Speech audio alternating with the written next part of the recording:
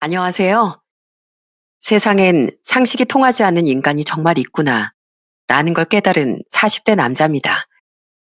그 인간, 아니 그 인간들은 처가 식구들이에요. 아무리 그래도 어려운 처가 식구들을 어떻게 인간들이라 표현하냐고 나무라실 분도 있겠죠. 하지만 제가 그들만 떠올리면 아직도 치가 떨리는 나름의 이유가 있답니다. 그건 탐욕스럽고 어리석은 그들이 끝내 넘봐서는 안 될 것까지 넘봤기 때문이었죠. 그 일은 누구보다 제게 소중한 사람이었던 저희 누나에 관련된 일이었어요. 그 당시의 일에 대해 지금부터 여러분께 이야기를 시작하려고 합니다. 저는 지방 사람으로 제 아버진 제가 고작 7살 때 병으로 세상을 떠나셨습니다. 그 뒤론 시장에서 정육점을 하던 어머니가 저와 저보다 6살 많은 누나를 키워주셨죠. 그리고 늘 바쁘시던 어머니 대신 절 가까이에서 돌보고 챙겨줬던 사람은 누나였어요. 재준아, 밥 먹어. 그리고 너 또 축구했어? 누나가 옷 깨끗하게 입으라고 했지? 별로 안 더러워졌어. 그거 내일 한 번 더 입을 거야. 빨지 마, 누나. 너 이렇게 꾀지지하게 다니면 사람들이 엄마한테 괜히 뭐라고 하는 거야. 으유, 이 사고뭉치. 숙제는 다 했어? 밥 다 먹으면 누나한테 숙제 검사 받아. 생각해보면 그때 누나도 참 어린 나이였건만 누난 친구들과 잘 놀지도 않고 가족만 챙겼어요. 어머니를 대신해 집안일과 밥을 하고 동생인 저도 살뜰히 돌봐줬죠. 게다가 그 와중에 공부도 열심히 해서 누난 장학금을 받으며 살던 지역 근처의 유명 국립대도 나왔습니다. 그리고 제가 대학에 갈 당시 서울에 꽤나 큰 중견교회 다니던 누난 떡하니 제 첫 등록금도 내줬죠. 그렇게 제 두 번째 어머니나 다름없던 누난 제가 29살 때 매형과 결혼했습니다. 당시 취업해서 누나처럼 서울에 살던 전 누나, 이젠 나 걱정하지 말고 누나 인생만 생각하면서 행복하게 살아. 결혼 축하해. 하는 말과 함께 직장 생활하며 모아뒀던 돈 대부분을 건네줬죠. 물론 사회생활 한 기간이 짧아 그리 많은 돈은 아니었지만 그렇게라도 누나에게 뭔가를 해주고 싶었거든요. 그때 고맙다며 눈물을 훔치던 누나의 모습이 아직도 기억나네요. 재준아, 누나 어떡해? 네 매형 그 나쁜 자식이 바람을 피웠어. 하지만 누나의 결혼 생활은 오래 행복하지 못했습니다. 계속 아이가 생기지 않아 고생하던 누난 결혼한 지 4년 뒤 대장암 3기 판정을 받았어요. 그래도 다행히 누난 스스로 항암 치료를 받으며 상태가 많이 호전되어 갔죠. 그런데 암 판정을 받은 지 1년 뒤쯤 누나가 절 찾아와 충격적인 말을 하며 울더라고요. 저와 어머니 앞에선 그렇게 사람 좋은 척을 하던 매형은 누나가 암에 걸린 직후부터 1년 동안 바람을 피우고 있었던 거예요. 매형이 의심된 누난 매형의 뒤를 캐다 확실한 증거들을 잡았다고 했죠. 야, 감히 너 따위가 우리 누나를 울려? 처남, 우리 회사까지는 어떻게? 누난 자신이 알아서 할 거라고 했지만 눈이 돌아서 전 가만히 있을 수가 없더군요. 때문에 저는 매형의 회사 앞을 찾아가 이판사판으로 주먹을 날려버렸어요. 그놈은 아픈 와중에도 창피했는지 얼굴을 부여잡은 채 주위를 마구 두리번거렸습니다. 저는 그 인간 같지도 않은 놈에게 세상이 떠나가라 소리 지르며 망신을 줬죠. 야, 너 내가 우리 누나한테 똑바로 하라고 전에도 그랬지? 우리 누나만의 문제도 아닌 불임 가지고 네 부모가 우리 누나 구박한다는 거 알았을 때 내가 분명히 우리 누나 상처받게 하지 말라고 부탁했지? 근데 감히 우리 누나가 힘들게 암투병하는 동안 넌 뒤에서 호박 실을까? 이 시궁창보다 더러운 놈아. 이후 저는 그놈 회사와 상간녀 회사에 익명으로 폭로도 해버렸습니다. 안타깝게도 그놈은 회사에서 잘리진 않았지만 상간녀는 직장을 잃고 나중엔 그놈과 헤어졌다고 하더라고요. 저와 별개로 누난 그놈과 이혼한 뒤 그 두 연놈에게 위자료도 청구해 전부 받아냈어요. 그렇게 혼자가 된 누나 집엔 한동안 어머니가 올라오셔서 누나 곁을 지켜주셨죠. 그 상종 못할 놈 부모한테도 내가 쫓아가서 쌍욕을 해줬다. 천박한 집안 같으니라고? 오히려 잘 됐어. 너 암세포 떼어내면서 네 인생을 조먹는 그놈하고 그놈 집안도 잘 떼어냈다고 생각해. 저와 누나도 모르게 누나 시댁까지 찾아가서 뒤집어 놓으신 어머니는 누나에게 힘을 주려 애쓰셨어요. 이후 다행히 누난 치료를 잘 마친 뒤 추적 검사만 받으며 지낼 수 있었고 몇 년 뒤엔 완치 판정도 받았습니다. 그때 어머니는 다시 살던 지방으로 내려가셨죠. 엄마, 그냥 저랑 같이 서울에서 지내시자니까요. 아니면 어머니, 저희 집이라도 오세요. 아니, 이제 너엿한 직장인 자식이 둘이나 있는데 왜 힘들게 정육겸도 안 접으시고 지방에서 쓸쓸하게 지내려고 하세요. 내가 너희들 아버지랑 일찍 결혼해서 아직 살 날이 창창한데 일을 왜 쉬어? 그리고 힘에 부쳐서 정육점을 접더라도 난 평생 살아온 그곳이 좋다.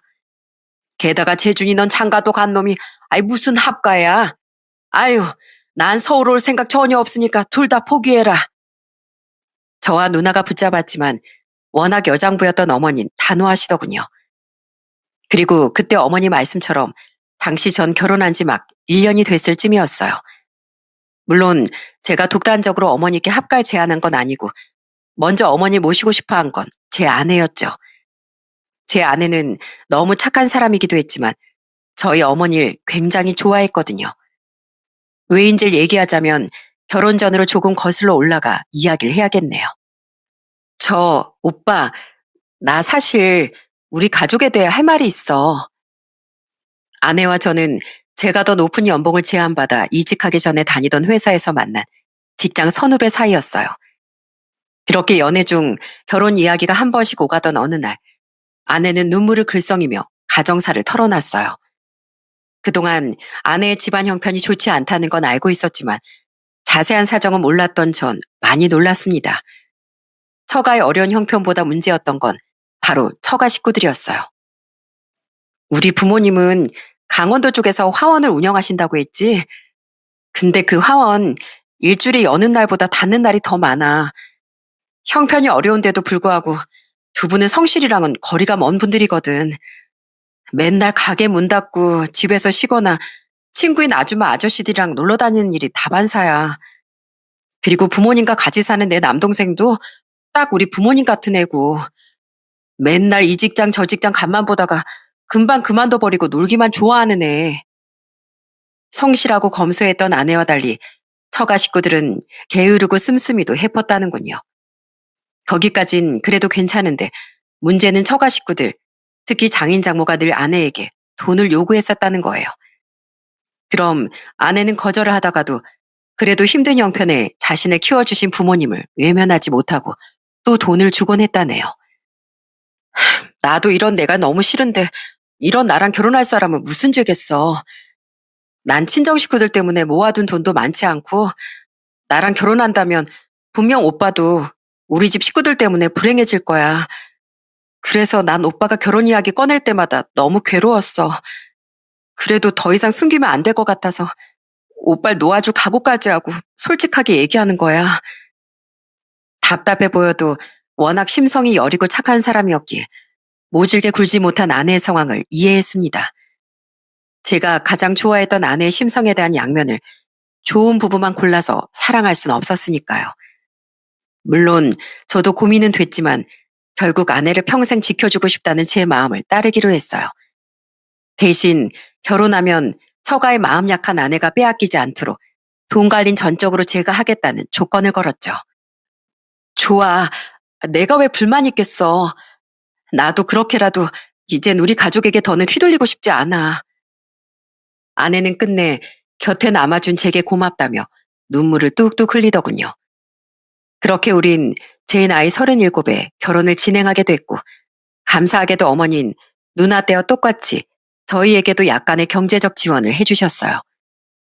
그리고 누난 무려 제가 누나의 결혼 당시 줬던 것에 곱절이 넘는 돈을 제게 주더라고요.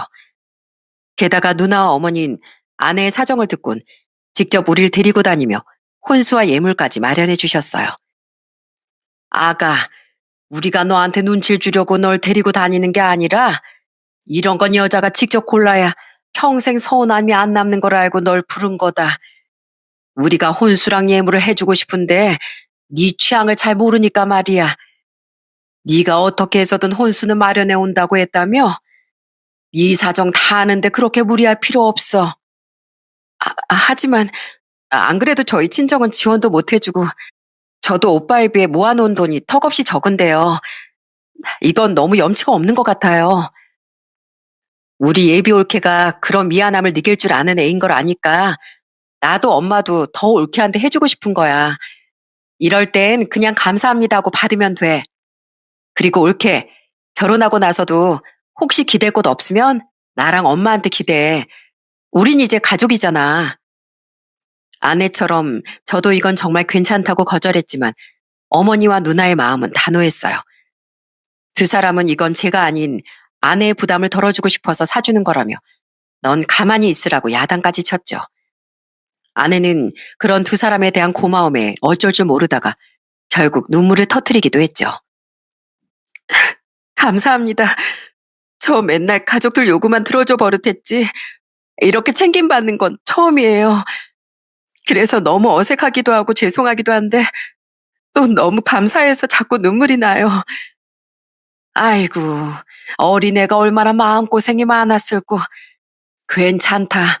앞으로는 우리가 많이 챙겨주고 의지도 돼줄 테니까 벌써부터 이렇게 울지 말어. 그래, 옳게. 그리고 무엇보다 난 같은 서울에 살고 있으니까 아무 때나 전화 걸어도 되고 찾아와서 밥도 사달라고 해. 강요하는 건 아니지만 올케가 필요하다면 말이야. 이젠 내가 올케 언니라고 생각해. 자식과 동생으로서도 그렇지만 제가 선택한 아내에게 너무 잘해주던 두 사람에게 정말 고마웠습니다. 아내 또한 어머니와 누나의 진심을 알았기에 두 사람을 너무 좋아하고 저희 어머니도 먼저 모시고 싶어 했던 거예요. 결혼 후 아내는 저보다도 더 어머니와 누나와 자주 통화하고 두 사람을 만나는 일도 저보다 더 좋아했어요. 여보, 형님 이번 주말에 어머님 보러 가신대. 우리도 가자. 어머님 좋아하시는 포도랑 굴비도 좀 사서. 또? 저번 주에도 어머니 뵈러 다녀왔잖아. 에이, 일주일이면 오래됐지 뭐. 그리고 나 형님 뵌 지 벌써 3주나 됐단 말이야. 형님이 요새 회사 일이 너무 바쁘다고 나랑 안 만나주셔서. 가자, 어? 당신 안 가면 나라도 혼자 간다. 아유, 대체 누가 친자식의 친동생인지 모르겠다니까. 이번 주말은 피곤해서 쉬고 싶다고 하면 나만 불효자 되겠네. 아유, 알았어. 가자, 가. 평소 차분하고 성숙했던 성격의 아내는 이상하게 어머니와 누나 앞에만 가면 어린애처럼 해맑아지기도 했습니다. 물론 며느리로서 도리야 넘치게 잘하던 사람이었지만 그만큼 두 사람을 믿고 신뢰한 나머지 어리광쟁이가 되기도 했던 거죠. 어머니도 어머니지만 누난 여동생이 생긴 것 같다며 아내를 정말 예뻐했어요. 형님, 이번에 형님 사시는 동네 옆에서 무료 전시한대요.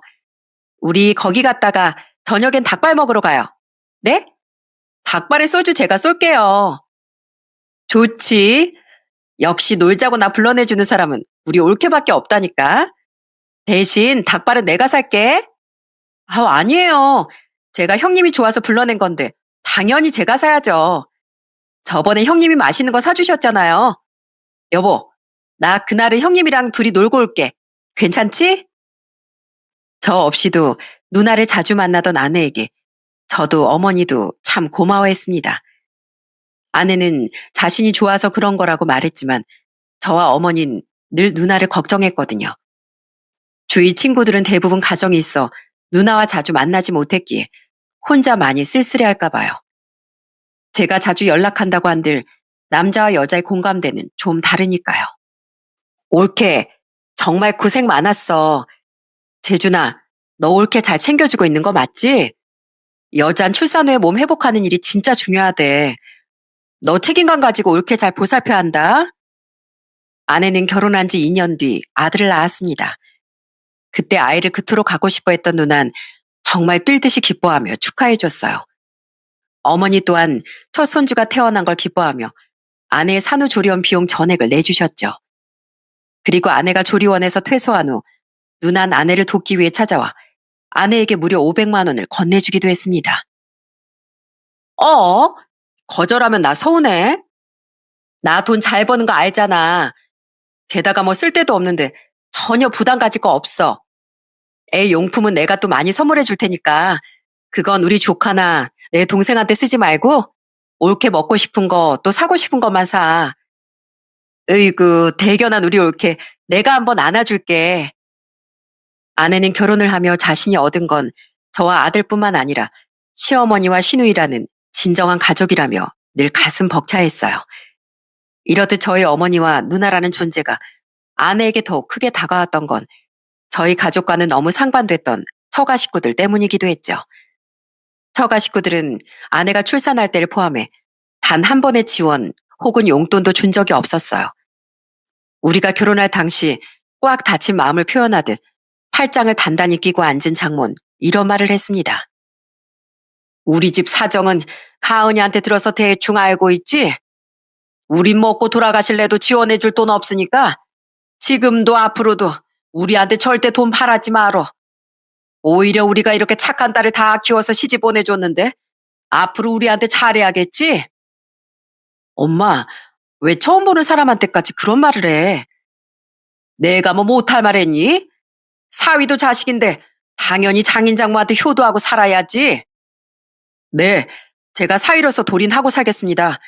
제 아내 될 사람을 키워주신 분들이니까요. 저는 발끈하던 아내를 맞고 차분하게 대답했어요. 이미 아내에게 사정을 들었을 때, 그리고 결혼을 결심했을 때 각오한 시작점이었으니까요. 그때 제 대답을 듣고 장인과 장모는 크게 만족스러운 표정을 짓더군요. 그들은 돌이는 하고 살겠다는 제 말에 앞으로도 돈을 실컷 뜯어낼 수 있을 줄 알았던 거예요. 하지만 저는 처가에 정말 딱 남들만큼 명절과 생신, 어버이날 등을 챙기는 정도의 도리만 지키며 살았습니다. 장인 장모의 끝없는 돈 요구는 거절하면서요.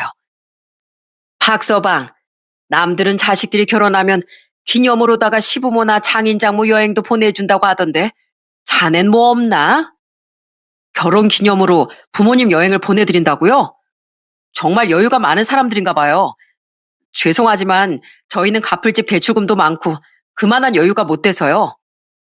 박서방, 내가 마음에 드는 명품 시계가 하나 있어서 사려고 가은이한테 연락했더니만 자기한텐 경제권이 없다고 하네. 그래서 자네한테 전화했어. 가은이가 돈 주기 싫어서 거짓말하는 겐가? 아니면 진짜 자네가 돈 관리를 다 하나? 그게 뭐든 간에 이 장인 시계 하나만 사게 돈 좀 보내주게. 알지? 남자의 진짜 자존심은 시계인 거. 장인어른 지금 가지고 계신 시계만 해도 3개 아닌가요? 그리고 늘 동네만 돌아다니시면서 왜 그런 좋은 시계가 또 필요하세요? 저도 여유가 있으면 해드리고 싶지만 그 정도 여유가 없습니다. 그리고 제 아내가 말했듯이 돈 관리는 정말 제가 하고 있어요. 그러니까 제 아내한테 뭔가 요구하셔도 소용없으실 거예요. 이봐 박서방, 자네 정말 너무하는구만. 우리가 가은이 결혼을 괜히 시켰어. 애가 결혼 전엔 그래도 끈질기게 조르면 돈을 주곤 했는데 자네가 우리 집에 들어오고 나선 우리 돈줄이 꽉 막혔다고. 그렇다고 자네가 우릴 여행이라도 따로 보내줘. 선물을 더해줘. 우린 가은이를 키워준 부모야. 그럼 응당 감사하게 효도를 해야지. 제가 명절이나 두 분 생신 그리고 어버이날마다 드리는 용돈에 선물만 해도 적은 금액 아니에요. 그리고 그 이상은 저희도 여유가 될 때 마음에서 우러나서 해드려야 맞는 거지. 왜 저희가 형편도 안 되는데 그런 무리를 해야 돼요? 그 돈, 그 선물들 없으면 두 분께 큰일 나는 것도 아닌데요. 그런 두 분 때문에 제 아내 정말 많이 괴로워했어요. 그러니까 이젠 제가 돈도 제 아내도 직접 지킬 겁니다. 엄마, 아빠, 제발 그만 좀 하세요. 저 살면서 우리 가족 때문에 정말 많이 울고 불행했어요. 그렇게 가족한테 질질 끌려다니던 절 구제해주고 행복을 알려준 사람이 바로 이 사람이에요. 그 와중에 친정 식구들한테 도리라도 지켜주는 이 사람한테 얼마나 고마운데 왜 자꾸 절 못 불행하게 만들어서 안달이세요? 제가 처가의 남들만큼 하며 지냈던 건 순전히 제 아내를 봐서였어요. 아내도 그걸 알고 있었기에 돈을 주지 않는 절 원망하던 장인 장모에게 매번 화를 냈죠. 그렇게 아내를 사랑하면 처가 식구들에게 뭐든 못해주겠냐고 말씀하실 수도 있겠지만 처가 식구들은 해주면 고마워하기는커녕 그 이상 또 그 이상을 바랄 사람들이라는 걸 알았기에 전 애초에 차단을 시켜버린 거예요. 그게 저도 저지만 아내를 진정으로 위하는 길이라고 생각했으니까요. 물론 뻔뻔했던 건 장인 장모뿐 아니라 처남도 마찬가지였어요. 매영, 저 집에만 있으니까 몸이 너무 굳어지는 느낌이에요. 제주도라도 다녀오게 저 돈 좀 빌려주시면 안 돼요? 매영, 저 이번에 나온 게임기 하나만 사고 싶은데 선물로 그거 하나만 딱 사주시면 안 돼요? 처남은 유일하게 2년 넘게 다녔던 한 공장에서 처남댁을 만나 용케 결혼에 꼴이냈었습니다. 심지어 처남댁은 참 착하고 좋은 사람이었죠. 하지만 처남은 결혼을 하자마자 게으른 본색을 드러내며 일을 그만두고 집에서 놀고 먹기 바빴어요. 게다가 게임에 무슨 현금 서비스를 받아서 1,000만 원이나 투자를 했다더라고요. 때문에 그 착했던 처남댁도 재빨리 두 손 두 발 다 들고 이혼을 해버렸죠. 결혼한 지 고작 8개월 만에요. 심지어 모은 돈도 별로 없던 처남을 위해 처남댁 어른들이 전세 신혼집도 마련해 주셨던 거라 처남은 다시 빈털터리가 되어 처가로 들어오게 됐어요. 아니, 1,000만 원의 빚까지 생긴 채로요. 그 이후에도 처남은 정신을 차리지 못하고 백수로 지내며 게임에만 매달리며 살더군요. 게다가 처남은 게임에 돈을 쓰고 여행도 가고 싶다며 자꾸 제게 손을 벌리더라고요. 처부모님처럼 처남도 경제권이 저에게 있다는 걸 알고 있었으니까요. 저는 그런 처남을 따끔히 혼냈습니다. 이혼을 당하고서도 여태 정신을 못 차려? 오죽하면 장인 장모님까지도 처남 감당이 안 된다고 한숨을 쉬시겠어?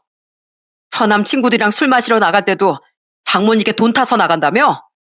철 좀 들어, 어? 여행도 게임도 백수 생활도 내가 다 그만한 능력이 될 때 마음껏 누릴 자격이 생기는 거야. 그런데 어디 편의점 아르바이트조차 안 하면서 당연하게 나한테 돈을 빌리려고 들어? 정신 차려. 또 한번 그런 소리 했다간 나한테 더 험한 소리 들을 줄 알아. 그래도 아내의 동생인지라 처남에게 정부에서 지원해주는 취업 프로그램도 알려주는 등 저도 많이 노력했었어요. 하지만 처남은 이젠 아예 일할 의지가 없더라고요. 처남은 매번 화를 내는 제가 무서웠던 건지 이후론 돈 요구도 못하고 슬슬 피하기도 했죠. 아내는 늘 처가만 관련되면 제게 면목이 없어 했어요. 그래도 처가 식구들 때문에 한 번씩 속이 뒤집어질 때 제외하면 저와 아내는 아들과 함께 매우 행복했습니다. 그런데 제가 결혼한 지 6년 뒤 갑작스런 큰 슬픔이 찾아오더군요. 형님, 너무 무서워하지 마세요. 비록 재발은 됐지만 이번에도 꼭 이겨내실 수 있을 거예요. 저번에도 꿋꿋이 이겨내고 완치 판정도 받으셨잖아요. 고마워, 올케. 나 하나도 안 무서워. 나 이번에도 꼭 이겨내고 천년만년 살 거야. 꾸준히 검진을 받고 지내던 누난 충격적인 암 재발 판정을 받고 말았습니다. 완치 이후에도 방심할 수 없는 게 암이라더니 이번엔 다른 장기로 암이 많이 퍼진 뒤였죠. 그 소식을 듣고 저와 어머니만큼 크게 오열했던 사람은 제 아내였어요. 이후 누나는 다시 치료를 시작했지만 이번엔 전과 달리 계속 상태가 예사롭지 않았습니다. 누난 갈수록 야위게 됐고 아낸 그런 누나를 마치 친동생처럼 보살폈어요. 형님, 오늘 햇살이 너무 좋죠? 우리 병원 정원으로 산책 가요. 근데 나 너무 힘들어, 올케. 힘드시면 제가 부축해 드릴게요. 아니면 휠체어라도 태워드릴게요. 조금이라도 운동을 해야 그 못된 암세포들이 도망가죠. 여보, 휠체어 좀 가져다 줄래? 미는 거 내가 밀게. 그러고 싶어. 당시 정육점을 접으셨던 어머니는 자신이 올라와 누나를 간병하겠다고 하셨지만 아내는 어느덧 70을 훌쩍 넘기신 어머니의 건강을 염려했습니다. 때문에 아내는 자신이 직접 휴직까지 하며 누나를 간병했어요. 형님은 나한테 친언니보다도 더 친언니처럼 잘해주신 분이야. 그런 형님께 평생 정말 잘하면서 살고 싶었는데 더 이상 그 기회가 주어지지 않을 것 같아서 난 너무 무서워. 그러니까 나중에 후회하지 않도록 할 수 있을 때 조금이라도 더 내가 형님을 챙겨드리고 싶어. 저도 누나를 간병하고 싶은 마음은 굴뚝 같았지만 형편이 어렵진 않았어도 제가 아내보다 벌이가 훨씬 많았기에 어린 아들을 위해서 일을 쉴 수는 없었어요. 결국 누나가 걱정되어 어머니도 서울에 저희 집으로 올라오셨지만 고된 누나의 간병은 여전히 아내가 도맡고 냈죠. 누나도 어머니도 그런 아내에게 고마워하셨어요. 하지만 아낸 그런 말을 들을 때마다 도리지를 치며 이렇게 말하더라고요. 아니요. 두 분이 제게 어떤 존재인진 두 분조차도 모르실 거예요. 제가 그동안 형님께 받은 것에 비하면 이건 세 발의 피도 안 돼요. 아내뿐 아니라 저와 어머니도 누나의 간병에 최대한 매달렸습니다. 하지만 누나의 상황은 악화만 되어 가더군요. 그리고 결국 누난 투병 1년 5개월 만에 시한부 판정을 받고 호스피스 병원에 입원하게 됐죠. 그때부터 아내는 거의 집도 들어오지 않고 누나 옆에 붙어 살며 매일을 눈물바람으로 보냈습니다. 애미야, 며칠만이라도 집에 가서 좀 쉬거라. 오늘은 내가 여기 있고 내일은 주말이니까 재준이가 지키고 있을 거다. 이러다가 네가 먼저 쓰러지겠어. 또 집에 가서 이번엔 애랑 시간 보낸다고 모시지 말고 그냥 너만 생각 좀 해. 어? 집안일도 재준이랑 내가 다 진즉에 다 해놨어. 저도 어머니도 누나 곁에서 밤을 많이 지새웠지만 아내는 거의 집착하듯 누나의 옆에서 떨어질 줄을 몰랐습니다. 보다 못해 저와 어머니가 그런 아내를 억지로 집에 데리고 오면 아내는 평소에 챙겨주지 못해 미안하다며 이번엔 또 아들을 챙기고 집안 정리를 하며 쉬질 않았죠. 그렇게 가족만 생각하며 자기 몸은 챙길 생각도 않던 아내가 걱정돼 저와 어머니가 얼마나 애를 태웠는지 모릅니다. 박서방, 요즘 사돈 처녀 간병하느라 힘들지? 저기 정신없는 와중에 미안한데 나 100만 원만 좀 보내줄 수 없을까? 내가 지난달에 쇼핑을 좀 많이 했는데 카드값이 너무 모자라서. 제발 그만 좀 하세요. 지금 이 상황에 또 돈 얘기세요? 한 번도 저희 누나 몸이 괜찮냐고 묻지도 않던 분이 왜 전화하셨나 했더니 카드값이요? 장모님이 쓰신 돈이니까 알아서 하세요. 엄마야? 휴대폰 나 좀 줘봐. 엄마, 진짜 해도 해도 너무하는 거 아니에요? 지금 이 사람 누나 목숨이 위태로운 상황에 돈을 달라고요? 어떻게 사람이 그럴 수가 있어요? 차라리 길바닥에 나가서 구걸을 하세요. 차라리 그 편이 더 나을 정도로 이건 듣도 보도 못한 무렴치한 행동이라고요. 그 와중에 또 제게 은근슬쩍 돈을 요구하던 장모의 전화를 받고 저는 화가 터져버리고 말았어요. 옆에 있던 아는 제게 휴대폰을 빼앗듯 가져가며 마찬가지로 소리를 고래고래 질렀죠. 그 후 우린 한동안 처가에 아예 가지도 않았고 어차피 그럴 여유도 없었어요. 날이 갈수록 힘이 빠져가던 누나를 간병하고 걱정하느라요. 그리고 누나는 결국 호스피스 병원에 입원한 지 5개월 뒤에 하늘로 가고 말았습니다. 엄마, 이렇게 걱정만 끼치다 떠나서 죄송해요. 그래도 재준이랑 올케가 있으니까 저 엄마 걱정은 덜어두고 떠나요.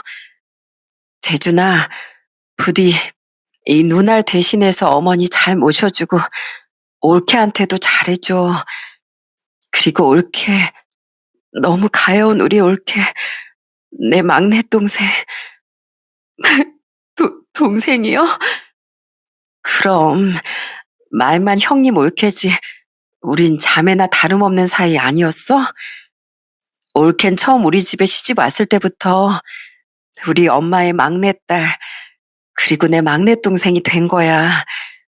올케, 그동안 내 옆을 외롭지 않게 지켜줘서 진심으로 날 위해 많이 울어줘서 고마워. 난 그걸로 충분히 위로받았어.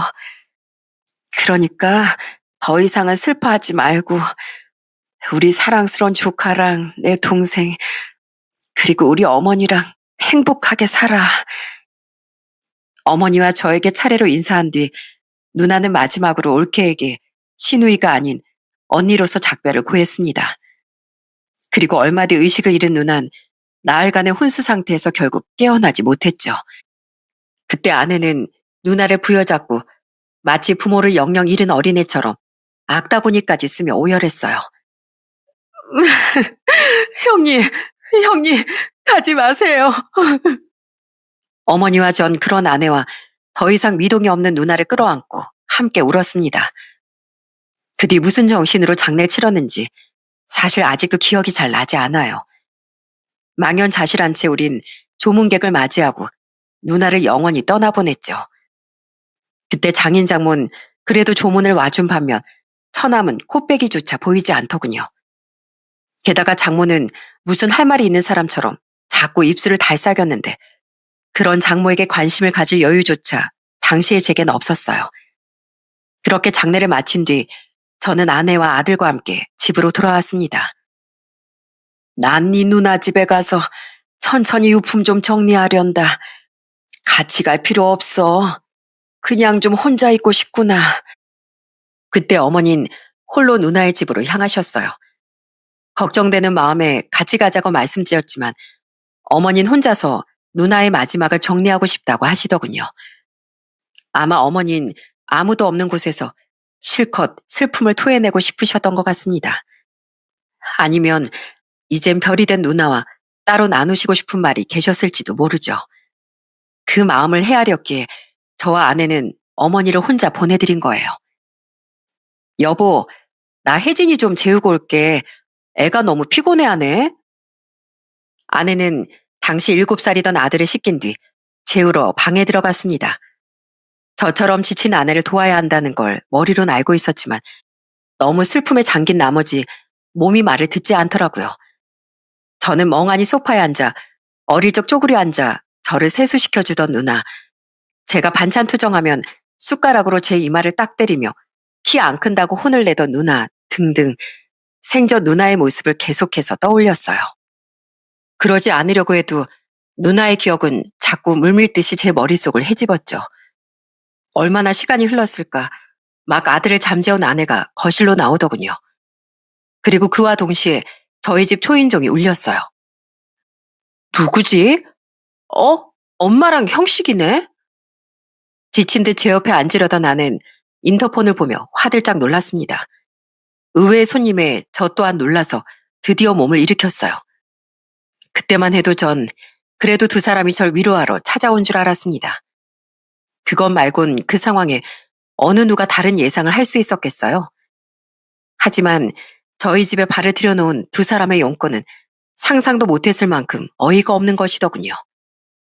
저 박서방, 누님 유산 정리 말이야. 아마 자네가 도맡겠지? 네? 제 눈치를 슬슬 보던 장모는 대뜸 저희 누나 유산 이야기를 꺼내더라고요. 황당해서 되물으면서 보니 처남은 민망한 건 아는지 장모 뒤에 서서 제 시선을 피하고 있었죠. 한번 말을 꺼내니 용기가 생긴 건지 장모는 전보다 조금 더 큰 목소리로 말을 잇더군요. 사돈처년 이혼해서 다른 가족도 없잖아. 자네랑 안 사돈밖에. 그럼 자네 누나 유산은 자네가 처리할 거 아닌가? 그래서요? 자네 누나가 꽤 능력이 좋아서 혼자서도 제법 넓고 좋은 아파트에 살았다지? 있지. 어차피 처분할 그 아파트. 우리 아들이 좀 들어가서 살게 해주게. 누굴 어딜 살게 해요? 왜? 어차피 그 아파트 자네 앞으로 넘어올 거 아닌가? 다 늙은 자네 모친이 그 비싼 아파트를 탐내겠어? 우리 아들 꿈이 혼자서 그런 좋은 아파트에 살아보는 거였다는데 빈 아파트를 놀리는 것보단 훨씬 보람 있는 거 아닌가? 당장 그 아파트 팔고 자네랑 우리 가은이가 더 큰 집으로 이사 갈 것도 아니잖아. 믿어지시나요? 두 사람은 이제 막 누나의 장례를 치렀던 제게 누나의 집을 요구하려고 찾아왔던 겁니다. 그 엄청난 모렴치에 저와 아내는 경악을 했어요. 하지만 장모는 기죽지 않으려는 듯 턱을 더 치켜들면서 말했죠.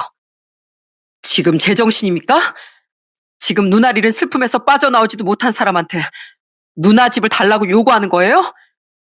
처남이 저희 누나한테, 아니 저한테라도 해준 게 대체 뭐가 있어서요? 사람들이 염치가 있어야지 어떻게 고인의 집에까지 그렇게 군침을 흘려댑니까? 그리고 백수인 처남이 굳이 서울까지 와서 살아야 할 이유는 또 뭔데요? 너무 화만 내지 말고 들어봐. 사돈 처녀 일은 차마 안 됐지만 간 사람은 간 사람이고 살 사람은 또 살아야 할 거 아닌가. 우리 아들이 그 집에서 지내게만 해주면 정말 일도 구하고 성실하게 살아보겠대. 그리고 공짜로 빌려달라는 게 화가 나는 거면, 아이, 그래, 10만 원. 우리가 매달 10만 원씩 주겠네. 최근 1년간은 자네가 자네 누나 때문에 정신없어서 우리한테 생일이나 명절에 선물도 용돈도 못 줬지? 그러니까 퉁치는 셈 치고 한 1년은 무상으로, 그리고 그 뒤부턴 10만 원씩. 어떤가? 10이요? 그래, 10. 자네도 우리 집 사정 알지 않나? 10도 우리 기준에선 큰 거야.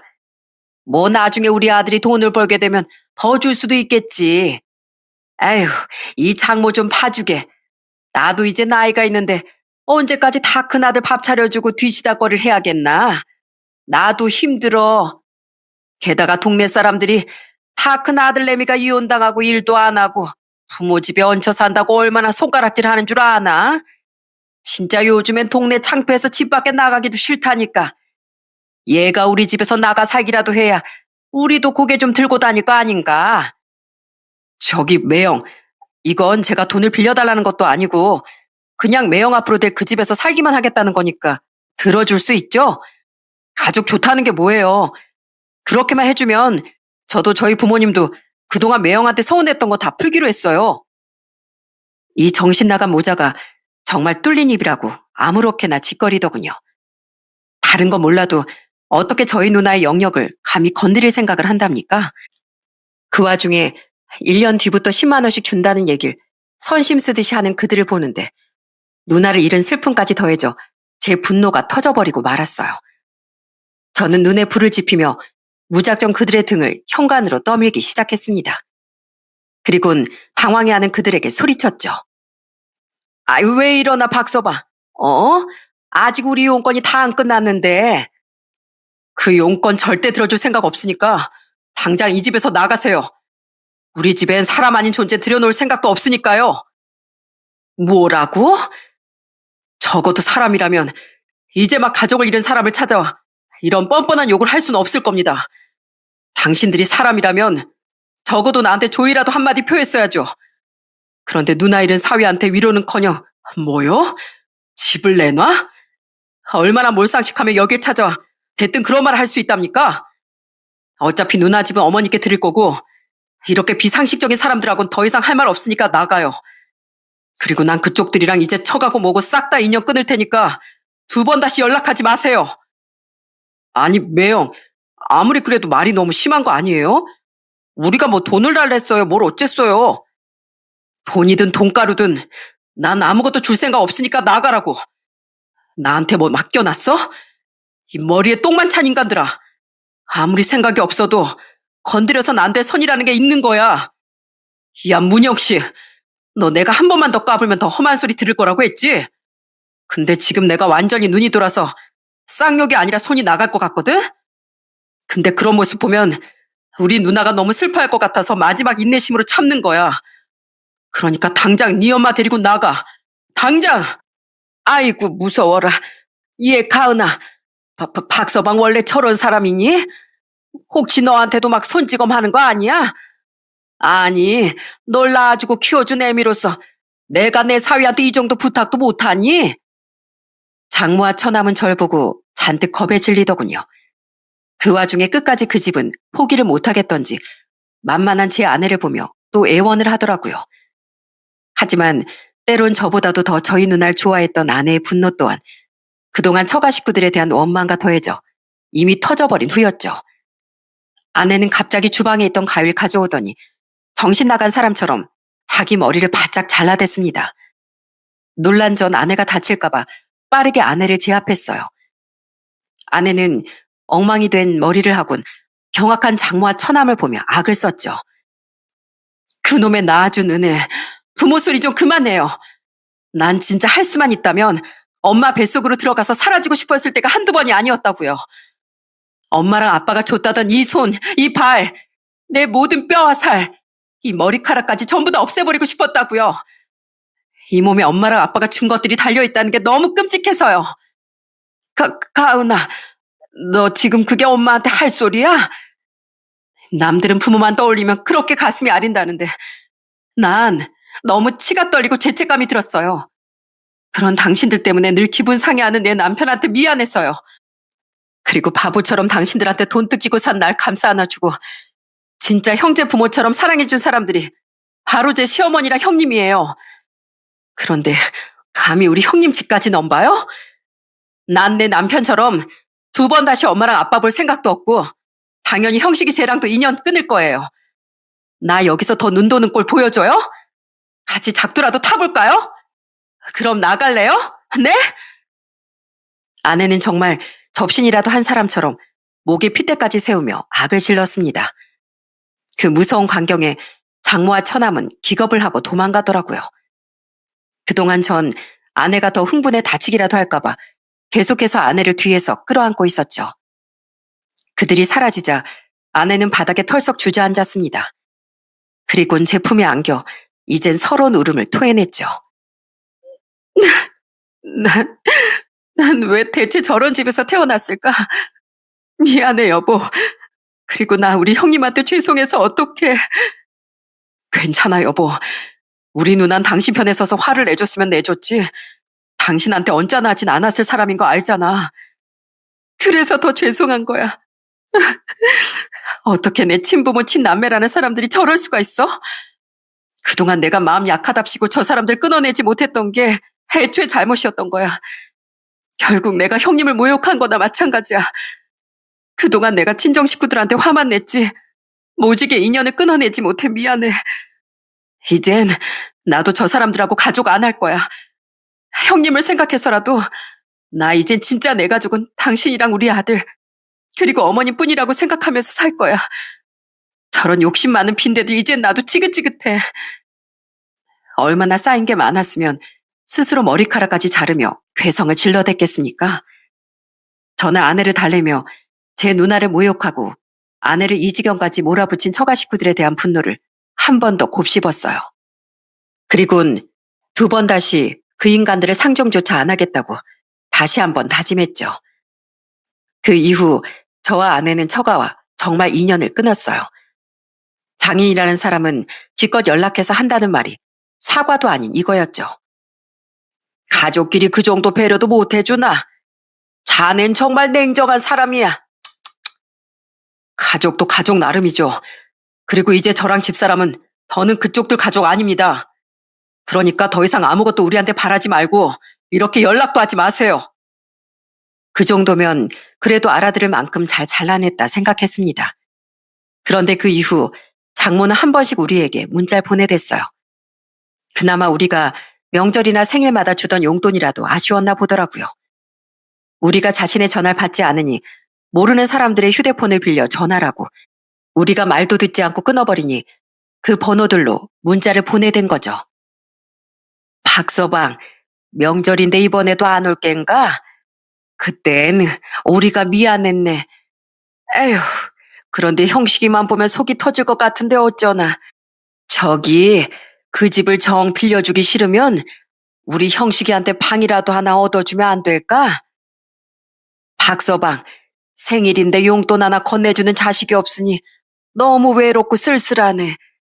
아직 마음 안 풀렸나? 그래도 장모 생일인데 한 30만 원이라도 보내주면 안 될까? 그 한심한 문자들을 우린 전부 무시하는 중입니다. 진짜 미안해서가 아니라 돈 때문인 걸 문자에도 드러나 있듯 잘 알고 있었으니까요. 우린 앞으로도 처가와 다시 연락하고 살 생각이 없고 그저 모르는 남처럼 살아갈 생각이에요. 아내는 키워준 값을 갚을 만큼 갚았고 무엇보다 우린 누나를 우습게 한 그들을 용서할 생각이 전혀 없으니 말이죠. 한편 누나가 세상을 떠난 후 우린 드디어 어머니를 모시고 살게 됐습니다. 전처럼 잠깐씩이 아니라 어머니 나의 살던 집을 정리하고 저희와 합가하셨죠. 저와 함께 특히 아내가 먼저 간곡히 부탁드린 덕분에요. 어머님, 우린 형님을 보내고 나서 깨달았어요. 가족과는 기회가 있을 때 무조건 많은 시간을 보내야 한다는 걸요. 이렇게 떨어져 살다가 어머니께 무슨 일이라도 생기면 저희 마음은 어떻겠어요. 제발요, 어머님. 어머니도 누나의 일로 느낀 바가 있으셨던 모양이었어요. 평소와 달리 거듭 거절하지 않고 결국 우리의 부탁을 수락해 주신 걸 보면 말이죠. 그렇게 지금 우린 어머니를 모시고 살고 있어요. 저도 한다고 하지만 아는 시간이 될 때마다 어머니 옆에 꼭 붙어 있습니다. 퇴근하고 나면 어머니와 팔짱을 끼고 공원 산책도 하고 어머니를 호강시켜 드려야 한다며 생전 안 가보던 네일샵도 예약해서 어머니와 함께 관리를 받으러 다니더라고요. 혼자 보내면 절대 안 간다고 하실 테니 자신도 같이 가야 한다면서요. 손톱 발톱 관리하는데 몇만 원씩이나 든다고? 아이고, 이게 다 무슨 사치냐, 어머님 평생 자식들 위해서 고기 만지고 사느라 고생 많으셨잖아요. 그 중에 제일 고생 많이 한 어머님 손이랑 발도 이젠 좀 호사를 누리게 해줘요. 네? 어머님 무슨 낭비냐고 펄쩍 뛰다가도 내심 좋으셨는지 완성된 손톱과 발톱을 보며 소녀처럼 웃으셨습니다. 그렇게 어머니를 위하던 아내와 제 노력, 그리고 저희 아들의 재롱을 보며 어머니 누나를 떠나보낸 후 잃었던 웃음을 많이 되찾으셨어요. 저는 아들과 함께 손을 잡고 아내와 어머니 뒤를 따라 산책을 하곤 합니다. 가끔 네일샵에 멀뚱멀뚱 앉아 아들과 함께 구경도 하죠. 그렇게 하하호호 웃고 있는 아내와 어머니의 모습을 보고 있노라면 아내에게 너무 감사하기도 하고 흐뭇하기도 해요. 하지만 한편으론 저 사이에 누나도 함께였으면 얼마나 좋았을까 싶어 괜히 붉어지는 눈시울을 애써 감추곤 합니다. 전 앞으로 누나에 대한 고마움을 절대 잊지 않고 남은 가족인 어머니와 아내, 아들에게 헌신하는 가장으로서 살아갈 거예요. 가족을 끊어낸 뒤 큰 상처를 입었을 아내를 특히 보듬어 주면서요. 그런 절 보고 내 동생 참 기특하다며 분명 하늘에서 누나가 웃고 있을 거라고 생각해요. 제가 이 사연을 보내게 된 이유는 제발 자식을 공짜 ATM 기기처럼 여기지 말라는 부탁을 많은 분께 드리고 싶어서랍니다. 물론 키워주신 은혜를 자식이 갚는 건 옳고 당연한 일이라고 생각해요. 그리고 세상엔 물론 제 천왕 같은 답이 없는 부류도 있지만 대부분의 자식들은 부모에 대한 감사함이 마음에서 우러났기에 능동적으로 효도를 하고 살아가죠. 하지만 제 장인 장모처럼 지나친 효도 강요로 자식을 괴롭힌다면 그 불행은 자식뿐 아니라 부모인 자신들에게까지 돌아간다는 말을 꼭 하고 싶습니다. 결국 자식들이 모든 도리를 접어버리면 아쉬운 건 자신들일 테니까요. 그러니 도리를 주고받는 행동은 마음에서 우러나야 모두가 행복한 법이라는 걸 잊지 마셨으면 해요. 그럼 전 이만 여기서 제 이야기를 마치겠습니다. 끝까지 함께 해주셔서 감사합니다.